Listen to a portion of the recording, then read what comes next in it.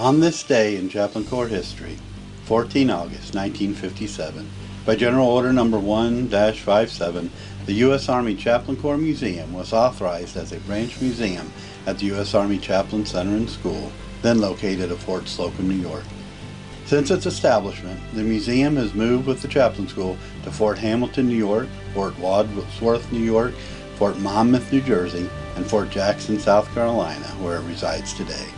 It has been a certified U.S. Army museum by the U.S. Army Center of Military History since 1994.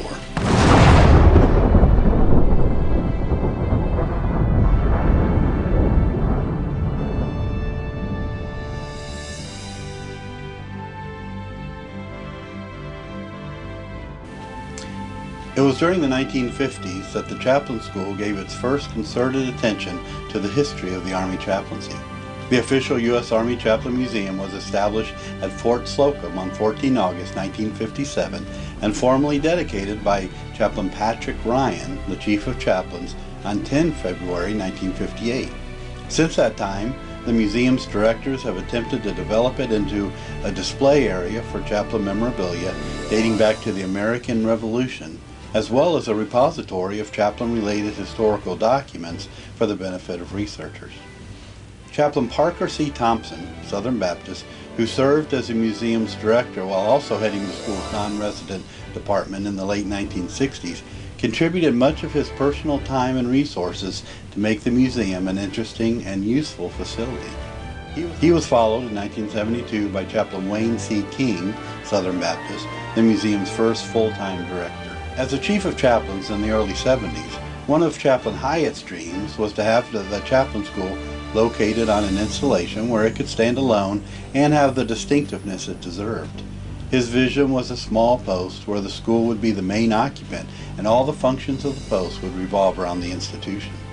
On 6 March 1973, the Chief of Chaplains proposed to the Assistant Chief of Staff for Force Development that the activities of the chaplain school relocate to Fort Wadsworth, Staten Island, New York, from Fort Hamilton in Brooklyn, New York. The school had many different homes over the years. Fort Hamilton was one of the longest site locations since the school had been located there in the early 1960s. Chaplain Hyatt further proposed that the school's name be changed to the United States Army Chaplain Center and School. It would become a total academic complex, which would house the Chaplain Museum as well as the school and a proposed Institute for Family Life and Human Relations. During Chaplain Clayton's tour as Commandant in the 1980s, the physical plan of the school was continually being updated, not without considerable discomfort to the staff and faculty, as well as the students. The U.S. Army Chaplain Museum began a process of renewal, which, under a new curator and assistant curator hired under Chaplain Clayton's auspices, put it well on its way toward eventual accreditation as a full-fledged Army museum in 1994. In December 1993, the dedication of the Army Chaplain Museum at Fort Monmouth took place. Under the leadership of Ms. Renee Klisch, the curator, and Ms. Marsha McManus, the assistant curator, support for the museum continued to be implemented by Chaplain Richard Tupy, U.S. Army retired, and other officers of the Chaplain Museum Association. Historically, the Chaplain Museum Association raised money to help the museum acquire artifacts, equipment, or other supplies not readily available. Early in the 1990s, as Chaplain Zimmerman's retirement as Chief of Chaplains grew closer, he gave his personal attention to the preservation of the award-winning Chaplain Museum in its move with the Chaplain Center and School to Fort Jackson. In 1995, the Chaplain School's temporary home at Fort Jackson, Building 2179, was a concrete structure built in 1968. In its former life, it had served as a applied instruction facility for light-wheeled vehicle maintenance. Its 48,000-plus square feet of space have been devoted to shop bays, live engine laboratories, and classrooms under one roof. Over some 13 months, the building's shell was gutted and refurbished to accommodate training, administrative office space for the Chaplain Center and School and NCO Academy. All of the museum materials, displays, artifacts, and files were put into storage within the building. A traveling exhibit was constructed for display in the large central corridor running the length of the building. The $1.4 million renovation of Building 2179 would be completed in early January 1996, and the keys to the building were signed over to USAC that same month. The Army Chaplains Museum's influence continued to grow. In 2005, the museum, under the direction of Ms. Marcia McManus, supported the filming of a new recruiting videotape for the chaplaincy and was instrumental in making the commemoration ceremony for the 4 chaplains in February a very special event.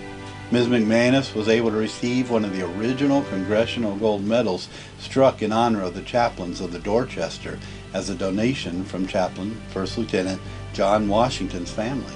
That same month, Mr. Tim Taylor was hired as a museum technician, which provided Ms. McManus with expert assistance in directing one of the top museums in the Army. In 2018, the museum was visited by Ray Capon, nephew of Chaplain Emil Capon, who, after dying as a POW 23 May 1951, was posthumously awarded the Medal of Honor by President Obama on 11 April 2013 for heroism during the Korean War.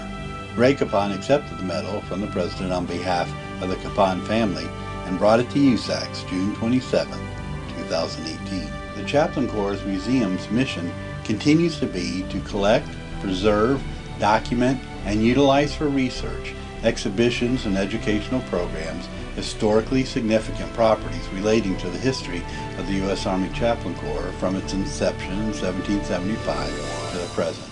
As an educational institution, the museum supports training and education for military and civilian personnel, which it has done well since 1957. So on this day in Chaplain Corps history, 14 August 1957, we remember the establishment of the Chaplain Corps Museum, which continues to remember and share the history of the United States Army Chaplain Corps. This has been On This Day in Chaplain Corps History. I'm Darrell Densford. Thanks for joining me.